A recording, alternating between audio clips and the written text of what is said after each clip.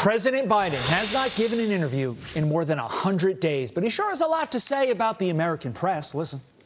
Prime Minister Modi to clean himself off of Russian oil. Are you going to help him get some weapons so they can't get some weapons? Welcome to the American press. Are you disappointed?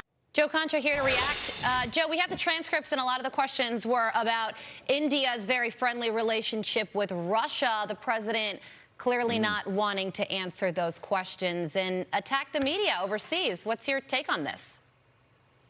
Nothing new there, right?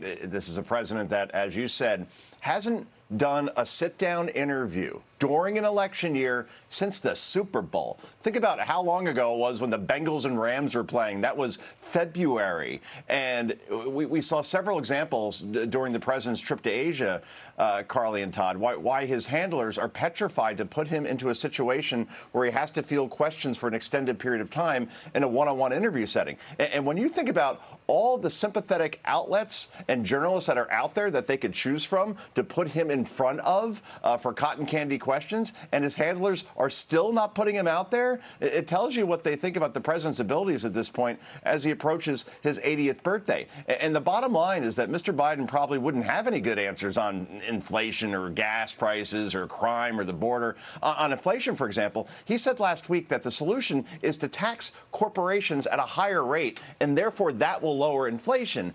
No sane or sober economist would ever agree with that. It's enough to make your hair hurt, guys. And Joe, you heard what he said. This trip, one about the gas prices, that this is just something good. You know, it's going to help us transform the gas industry. You heard what he said about Taiwan. Yeah. He said X, his White House, you know, the people that are supposed to work for him, not the people that think they were elected into office, said Y.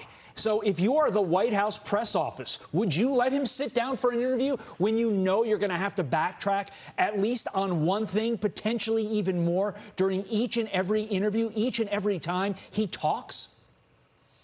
Yeah, aisle 5 would be very busy, Todd, right? It's always aisle 5, never aisle 8, never aisle 2, always aisle 5 the cleanups are happening on. And this, Carly, would be no exception. So it's a lose-lose situation. If you do put him out there, undoubtedly, he's going to say things that are profoundly dishonest or just in complete contradiction to what the overall White House messaging is supposed to be, and therefore the cleanups come in. If you don't put him out there, then he looks like he's afraid of accountability, afraid to make an argument ahead of the midterms, which are now about 170 days away, where, as we've talked about, it does not look good for the Democratic Party right now, because when you think about all those Democratic candidates in midterm races that already are not exactly going for him for his endorsement and want him to come to their state, it shows that, and you see the polling, he's become toxic at this point, guys. Yeah, there are a lot of people that are running in swing districts that said, you know what, maybe we'll do this ourselves, and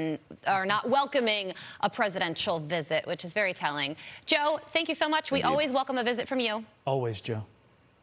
We'll see you Wednesday. Thanks, Carly. See you Thanks, tomorrow. Todd.